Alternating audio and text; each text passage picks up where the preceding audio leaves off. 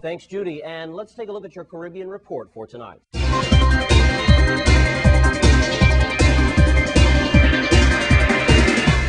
Big news coming out of Jamaica. He was detained at a roadblock on Tuesday, accompanied by Reverend Al Miller, a preacher who said Mr. Coke was going to the U.S. Embassy to turn himself in. Jamaican drug lord Christopher Dudus Coke has been arrested. The government wants to extradite him back to face U.S. drug and gun trafficking charges. Attempts to capture him in May led to clashes and scores of civilians and police dead. The 41-year-old, accused of being the leader of the notorious Showa Posse, which U.S. authorities say operated an international gang, drug, and gun smuggling network, and has also taken the blame for many numerous murders. Mr. Coke faces life in prison if convicted on charges filed against him in New York. He insists he is a legitimate businessman and enjoys the support of many impoverished Kingston residents who see him as a benefactor. Since his arrest on Tuesday, Mr. Coke was taken into a nearby police station where crowds quickly gathered as news spread. A military helicopter was used to move him to an undisclosed location. Jamaican Police Commissioner Owen Ellington said in a statement that Mr. Coke has been arrested by police acting on intelligence at a vehicle checkpoint along the highway. Contention is brewing over the possible selection of a foreigner to become the Commissioner of Police in Trinidad and Tobago. Police Service Commission has selected Canadian Neil Parker from a list of applicants, including local senior officers. Parliament is due to debate the recommendation on Friday. Under the Constitution, the Prime Minister has the power to accept or veto the recommendation. During last month's election campaign, the now ruling coalition of Prime Minister Kamala Persad-Bissessar said she would prefer a local in the position. Meanwhile, the Police Service Commission has extended to September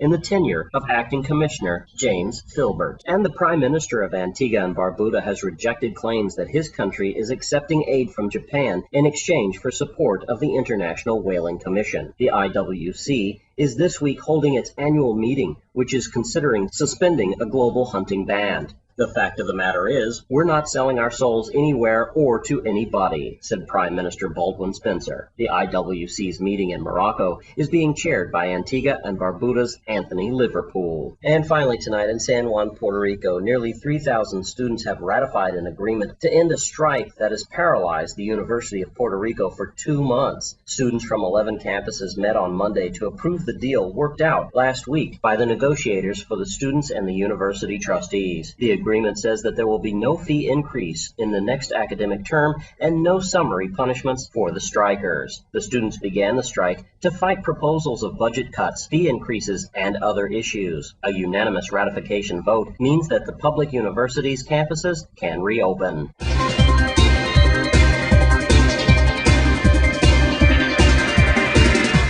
That's your Caribbean report for tonight. Well, guess who's 80 years young today? That's not you, is it, Wes?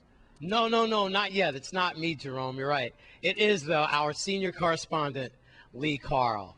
I got to tell you, we are just all, well, we're not surprised because Lee is really in shape. It's hard to believe that he is 80 years old. I mean, we all look up to him here, and from Glenn Drake, the general manager here, and all the guys that really work hard to put the news together. Lee, hey, man, there's only one Lee Carle. He works very hard.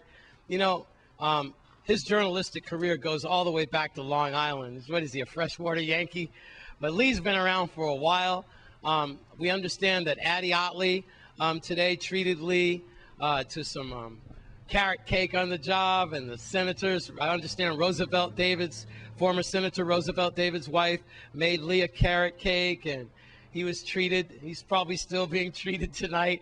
Lee is really loved. The staff and family at News Channel 8 just happy for him on his 80th birthday. So Lee, whatever you're doing tonight, man, do it in style. We hope you're around for 80 more, my man. We love you here at News Channel 8. Happy birthday to our own Lee Carle, our senior correspondent. Back to you, Jerome. Thanks, Wes, and many more, Lee Carle. You deserve all that you get today, and happy birthday from all of us here at WSVI. And when we come back from this break, we'll pay a visit to the American Red Cross. Stay with us.